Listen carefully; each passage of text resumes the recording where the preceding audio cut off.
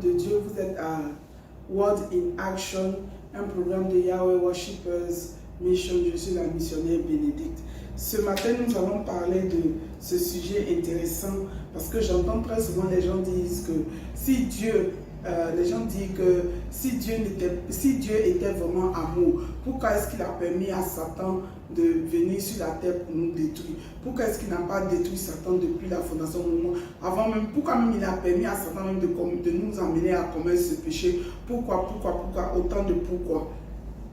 Et en conclusion, ils se sont dit que c'est parce que Dieu n'est pas amour. Donc aujourd'hui, je voudrais ensemble qu'on parle de ça. Le titre est « Si Dieu est amour, pourquoi n'a-t-il pas détruit Satan ?»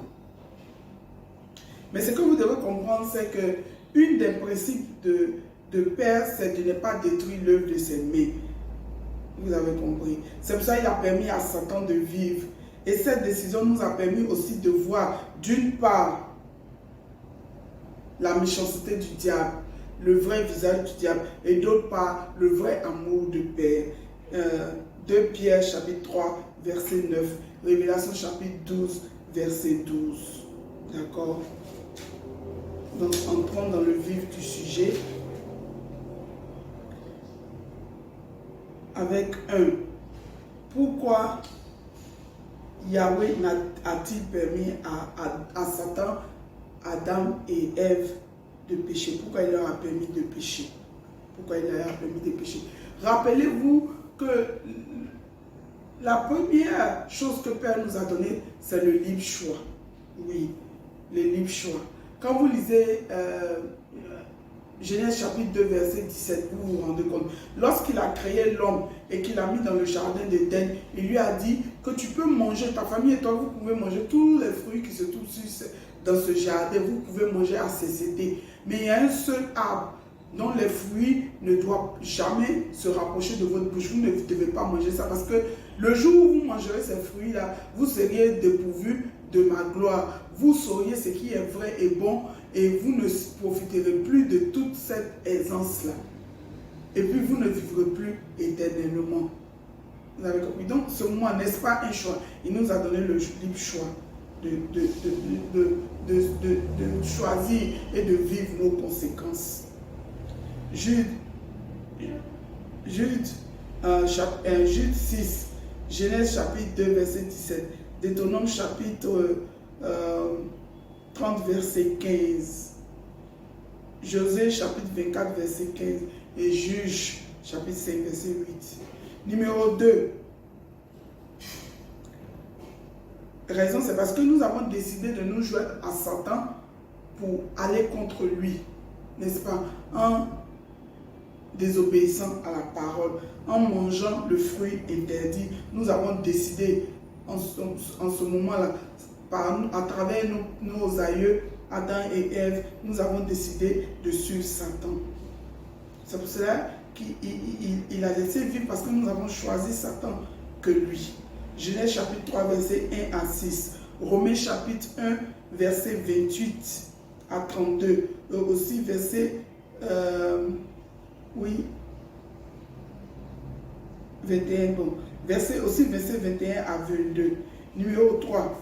Yahweh voudrait que nous-mêmes nous soyons nos propres juges, que nous jugeons entre lui et Satan, qui est véritablement le faux, qui est véritablement le mauvais, qui est véritablement le menteur. Vous avez vu, non? Parce que s'il avait détruit, on n'aurait pas su. On aurait certainement dit, étant méchant que nous sommes, on aurait certainement dit que non, il a tué Satan, on n'a pas eu l'occasion de le connaître, peut-être que c'était quelqu'un qui était venu pour nous sauver. À chaque occasion, on allait répéter ça, on allait fomenter cette idée-là dans nos esprits et propager ça partout pour faire croire à Père qu'il est un dictateur, il est méchant, il a détruit Satan parce que Satan avait raison. N'est-ce pas ce que nous aurions dit? Je suis certaine que nous aurions dit cela. C'est pour cela que Père a permis à Satan de vivre pour nous permettre de voir en réalité qui est bon ou méchant. Et justement, il l'a envoyé sur la terre là parce que nous avons choisi de le suivre. Numéro 4, raison. Pourquoi est-ce que Père n'a pas enlevé le pouvoir de Satan? Rappelez-vous qu'il n'enlève jamais ce qu'il nous donne. tous les dons que les gens ont reçus. C'est pour ça qu'il y a des hommes de Dieu, très souvent nous abusons de nos dons. Parfois nous ne sommes plus dans la gloire. Parfois nos attitudes nous éloignent de paix. Nos péchés nous éloignent de paix parce que nous vivons dans le péché. Nombreux sont ceux qui vivent dans le péché parmi nous. Nous sommes 90% qui vivons dans le péché. Donc par conséquent, l'Esprit Saint ne peut pas habiter en nous. Mais comme il nous avait déjà donné des dons, nous utilisons ces dons-là pour décevoir les gens, pour tromper les gens, en faisant croire aux gens que c'est le Saint-Esprit qui opère. Pendant ce temps, le Saint-Esprit est parti depuis à cause de notre attitude. Donc il n'enlève pas, il n'arrache pas ce qu'il a donné contrairement aux hommes. Excusez-moi.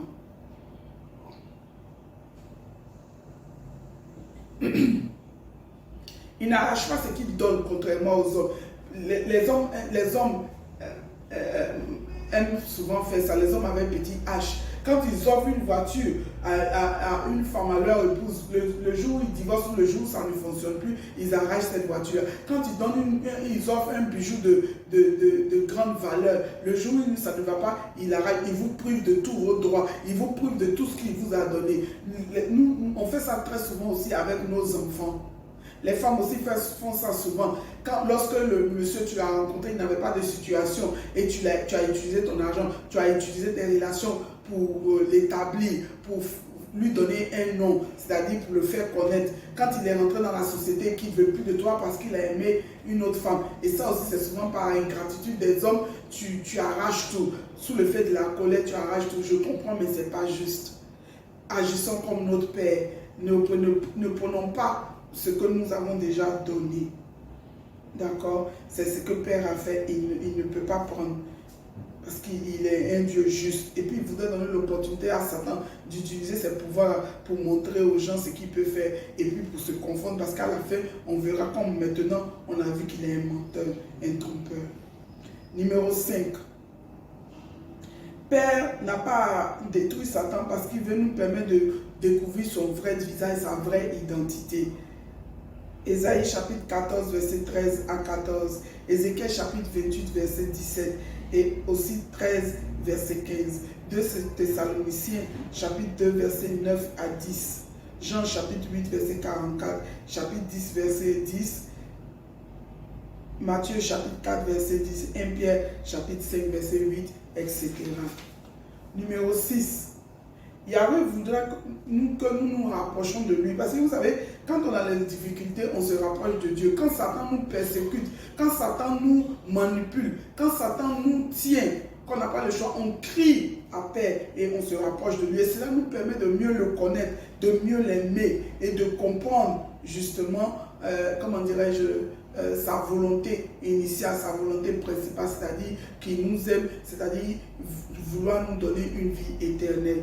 N'est-ce pas ce que 1 Pierre chapitre 4 verset 1 a dit? Quand vous traversez beaucoup de souffrances, beaucoup de difficultés, par obéissance, non pas par désobéissance où le monde permet à Satan de te persécuter. Non, quand tu le suis, quand tu suis Isaïa et que le monde te déteste et que tu souffres, ça te loin de tout péché. Pourquoi ça te loin de tout péché? Parce que ça te rapproche de paix. Donc c'est une bonne chose. C'est pour ça que moi je dis toujours que mes ennemis sont mon jackpot. Mon jackpot, c'est-à-dire une grande loterie pour moi. Mes ennemis représentent des poules aux œufs d'or pour moi. Parce qu'ils m'amènent à vivre dans la présence de Père, de Yahweh en permanence, à marcher de toutes mes forces selon leur volonté, Isaïa et lui, à vouloir devenir un disciple modèle, à vouloir devenir un esclave modèle. Parce que si je ne le fais pas, je serai abandonné et les ennemis vont m'avoir parce qu'ils sont plus forts que moi. Donc quand ils me poussent, ils font pression sur moi, ils me persécutent, je me sens obligé de rester toujours dans la cour royale céleste. Ce qui fait qu'ils n'ont pas accès à moi et je reçois mes bénédictions. Vous voyez, c'est pour ça que je dis toujours aux gens, ne priez pas pour la mort de vos ennemis, parce que vos ennemis vous permettent de rentrer dans la gloire de paix. Parce que tant que vous serez en présence de paix, tant que vous chercherez à lui faire plaisir, aucun ennemi sur la terre, dans les cieux, n'aura pouvoir sur toi. Au nom puissant de Isaïa. D'accord? Jean chapitre 3, verset 16. Révélation chapitre 21, verset 4 à 6. Genèse chapitre 22, verset 14. Jérémie chapitre 3, verset 6. Il y en a beaucoup, etc. Je vais m'arrêter là à cause du temps. Numéro 7. Il veut, en faisant ça, en permettant à Satan de vivre comme il a permis à Pharaon de vivre, pour montrer au monde entier qu'il est le Dieu Tout-Puissant. N'est-ce pas ce qu'il a fait à Pharaon dans Exode chapitre 9, verset 16? Et aussi, lorsqu'il nous dit dans Somme chapitre 50, verset 15, invoque-moi au jour de ta détresse, je te répondrai et je te délivrerai et tu me glorifieras. Vous avez vu, non? Donc, quand il permet à Satan de nous persécuter, de nous tourmenter, lorsque nous prions à lui, il montre sa puissance à Satan. Et au dernier jour des jugements, c'est-à-dire près de 600 ans à partir de maintenant, nous serons vraiment à la fin, c'est-à-dire ça sera le grand jour de jugement. Satan et le monde entier verra que, de toute façon, Satan lui le sait déjà. C'est pour cela qu'il fait, il se démêle pour nous entraîner dans le feu au lac, parce qu'il sait que lui, il est déjà prévu, programmé pour ça, et qu'il a un temps très court. C'est pour ça que quand vous voyez tous ces scènes, tous ces sataniques, tous ces sorciers, ils marchent à visage dévoilé, parce qu'aujourd'hui, c'est le temps de vérité, c'est le temps de choisir, c'est-à-dire c'est le temps de choisir. Tu es à gauche ou à droite, parce que si tu te mets au milieu, ça veut dire que Père ne va pas s'occuper de toi et Satan va t'avaler. Est-ce que tu comprends? D'accord. Numéro 8. Père permet à Satan de vivre, justement, il n'a pas de truc, pour que nous comprenions le sacrifice de Isaïa. Parce qu'autrefois, on avait besoin de beaucoup de choses, de beaucoup de sacrifices animaux. On avait besoin d'observer 7 jours parce qu'on était impur à cause des menstrues, on était impur à cause des sécrétions masculines et féminines. C'est-à-dire les hommes, ils sécrètent beaucoup à partir de tôt dans le matin, à 3h, 4h du matin, donc ils sont impurs. Donc on leur demande de ne pas monter à l'autel pour prêcher. Même la chaise sur laquelle ils s'asseyent, on doit nettoyer, purifier cette chaise, les habits et tout. Les femmes, quand on a les menstrues, on nous demande de ne rien faire, de rester à côté de nous laver et tout. Et c'est ce que certaines églises utilisent pour condamner les femmes qui prêchent comme moi, pour ne pas leur permettre de monter à la chaise, ce qui est faux. Parce que lorsque vous lisez Lévitique, ce passage dans Lévitique 32, allez lire. Lorsque, je crois Lévitique chapitre 15, je crois que c'est Lévitique chapitre 15. Lorsque vous lisez ce passage, vous vous rendez compte que c'est les hommes même qui ont plus d'interdits que les femmes. Oui, c'est les hommes même qui ne doivent même pas monter à l'autel que les femmes. Parce que eux, toujours que Dieu fait, ils ont une sécrétion. Or, les femmes, on entend les jours de menstrues qui sont une semaine pour d'autres et 4 jours pour certaines, tous les mois. Donc, qui de nous est plus contaminé, est plus souillé? Honte à vous, hommes. Pendant que Somme chapitre 68 dit que nous sommes des vaillants guerriers. Hein? Pour Père, pour l'évangile, vous nous dites que nous n'avons pas le droit de prêcher. Est-ce que c'est pour vous que nous travaillons? Est-ce que c'est vous qui nous avez choisis? Est-ce que c'est vous qui nous avez appelés? Est-ce que c'est vous qui prenez soin de nous? Vous prenez soin de nous en tant que mari à la maison, mais si tu n'es pas mon époux, tu ne prends pas soin de moi. Et même si tu es mon époux, que tu prends soin de moi, c'est à la maison. Mais quand je suis dans la maison de Père et que je suis en train de faire l'œuvre de Père, je dépends de Père. N'est-ce pas? Oui, j'en profite pour vous parler, c'est ça même. Vous avez compris. Donc, pour comprendre le sacrifice de Isaïa qui est venu aujourd'hui, nous n'avons pas besoin de faire tous ces sacrifices-là. Nous avons seulement à invoquer son nom. Nous n'avons pas besoin d'aller chercher, comment dirais-je, des oiseaux rares, des plantes rares, des animaux engraissés, etc., pour nous lever à 4h du matin pour aller faire des sacrifices. Nous n'avons pas besoin de nous retrouver à une montagne pour adorer Père. Non. Nous l'adorons en esprit et en vérité, c'est-à-dire partout où nous sommes, l'Esprit est avec nous, nous adorons Père. Vous avez compris. Il n'y a plus de lieu particulier. Depuis que Isaïa est venu, qu'il s'est sacrifié, il n'y a plus d'endroit particulier. Nous n'avons plus de sacrifices, d'autres sacrifices à faire. Nous n'avons pas besoin d'aller acheter un pécal blanc. Nous n'avons pas besoin de prendre le sel, l'huile, blablabla, pour faire quoi que ce soit. C'est seulement le nom qu'il nous a donné. Alléluia. Le nom de Isaïa. Parce que c'est ça le véritable nom, ce n'est pas Jésus. Croyez-moi, cherchez nos vidéos qui parlent de 14 réalités concernant la vraie identité de notre Maître et Sauveur. Et il y en a d'autres encore. D'accord?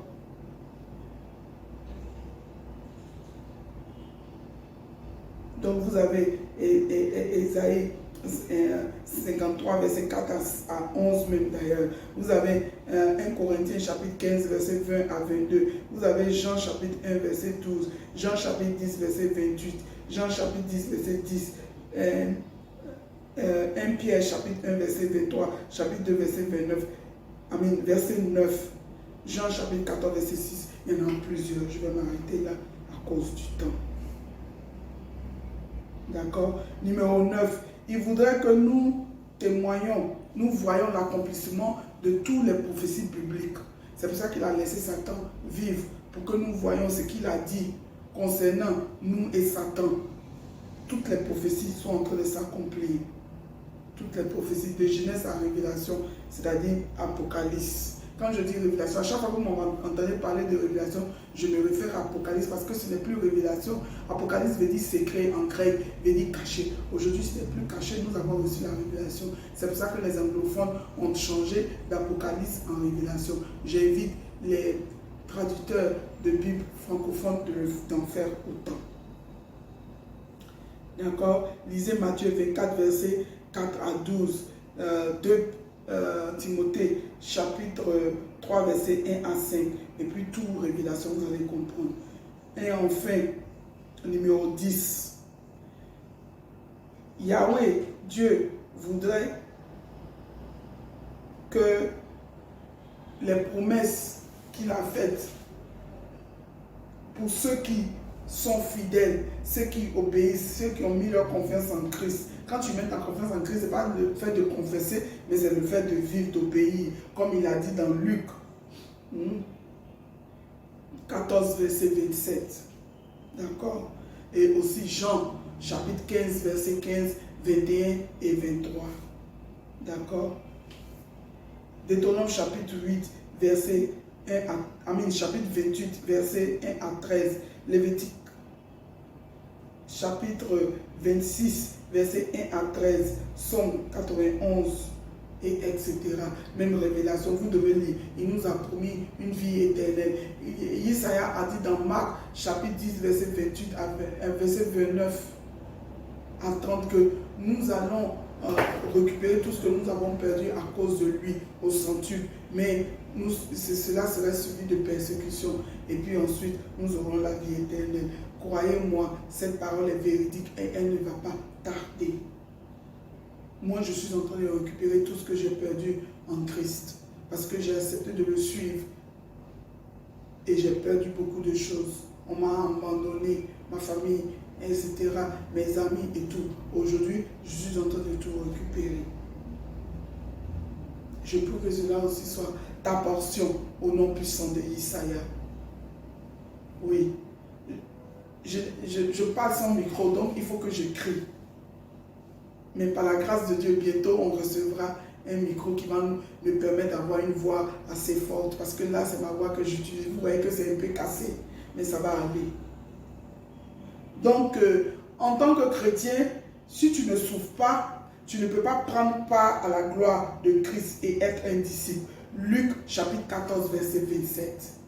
Je vous en prie, peuple de Dieu, suivez la parole de Dieu. Comprenez ce que Père dit. Maintenant, vous savez pourquoi est-ce qu'il n'a pas détruit Satan. Donc, désormais, lorsque quelqu'un parlera contre cette parole-là, quelqu'un dira quelque chose de ce genre, vous sauriez quoi lui répondre parce que vous avez aujourd'hui la réponse. Que le Saint-Esprit vous éclaire encore plus. Allez toujours dans la présence de Père. Lisez la parole, je vous en prie. Ayez plusieurs versions parce que des fois les mots diffèrent afin que vous soyez vraiment équipés pour toute bonne œuvre. Et puis ne restez pas indifférent lorsque on ternit l'image de Père, qu'on ternit l'image de Isaïe, lorsqu'on abuse Yahweh, lorsqu'on abuse Isaïe, il faut les défendre comme tu défends tes parents lorsqu'ils sont abusés, lorsqu'ils sont, comment dire, ils ne sont plus crédibles, lorsqu'on les insulte, tu les défends. Il faut que tu défendes également Père et Isaïe. Ce n'est pas parce qu'ils ne peuvent pas se défendre, mais ils t'ont choisi pour se faire ce rôle-là. Ils t'ont choisi pour prêcher l'évangile. Ce n'est pas dans la violence, mais dans la douceur. Et puis qui doit entendre, va entendre. Celui qui ne veut pas comprendre, on ne discute pas la parole de Dieu. Tu lui donnes les références bibliques et puis tu t'en tiens à ça. Que Dieu vous bénisse. N'oubliez pas de partager, de liker, de vous abonner à la chaîne. Ok? Je prie que votre prière soit accordée, tout ce que vous recherchez, cette chose particulière que vous avez demandé à Père depuis longtemps. Je prie qu'il vous accorde aujourd'hui au nom puissant de Yesaya. Shalom.